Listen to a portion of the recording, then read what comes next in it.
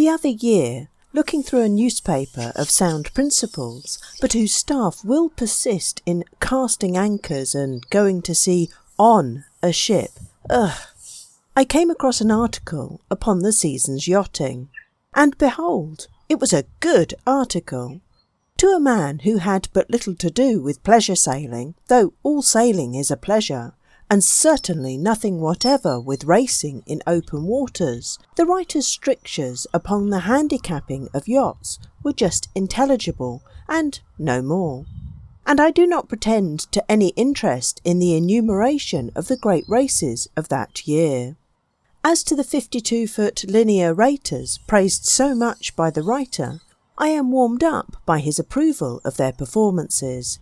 But as far as any clear conception goes, the descriptive phrase so precise to the comprehension of a yachtsman evokes no definite image in my mind. The writer praises that class of pleasure vessels, and I am willing to endorse his words, as any man who loves every craft afloat would be ready to do. I am disposed to admire and respect the 52-foot linear raters on the word of a man who regrets in such a sympathetic and understanding spirit the threatened decay of yachting seamanship.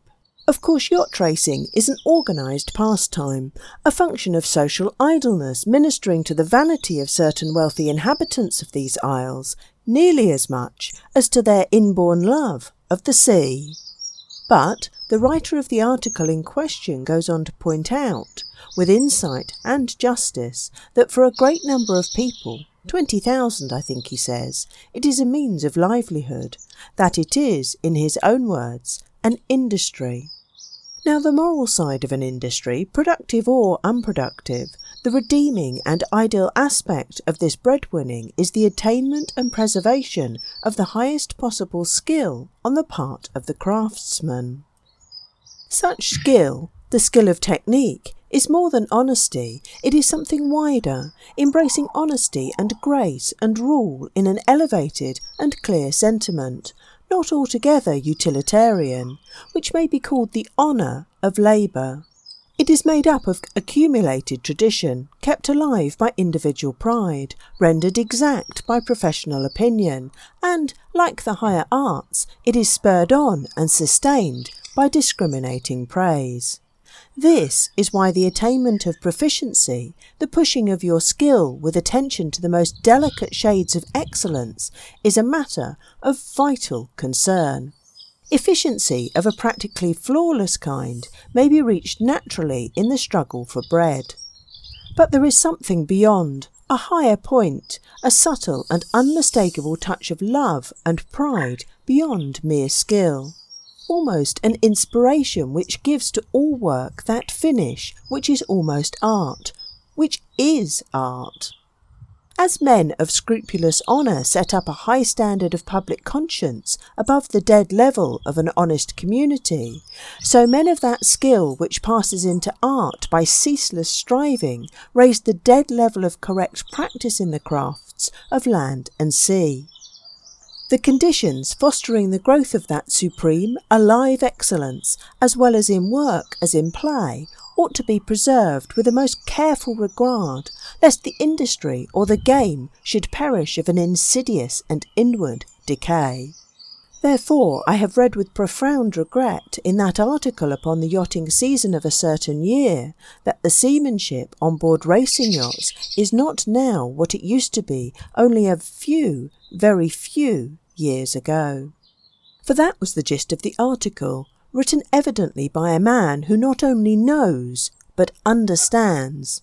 A thing, let me remark in passing, much rarer than one would expect, because the sort of understanding I mean is inspired by love, and love, though in a sense it may be admitted to be stronger than death, is by no means so universal and so sure. In fact, love is rare, the love of men, of things, of ideas, the love of perfected skill. For love is the enemy of haste. It takes counting of passing days, of men who pass away, of a fine art matured slowly in the course of years and doomed in a short time to pass away too, and be no more.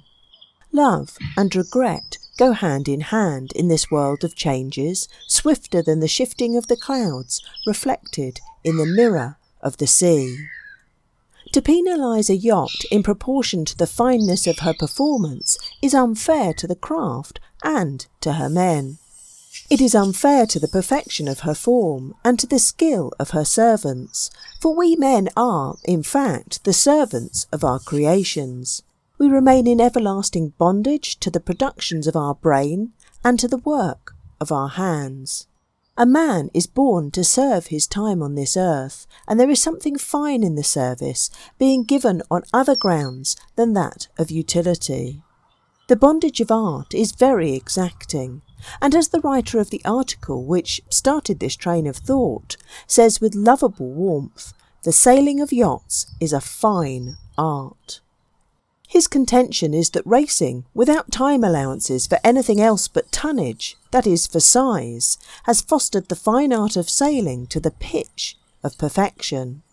Every sort of demand is made upon the master of a sailing yacht, and to be penalised in proportion to your success may be of an advantage to the sport itself, but it has an obviously deteriorating effect upon the seamanship. The fine art is being lost.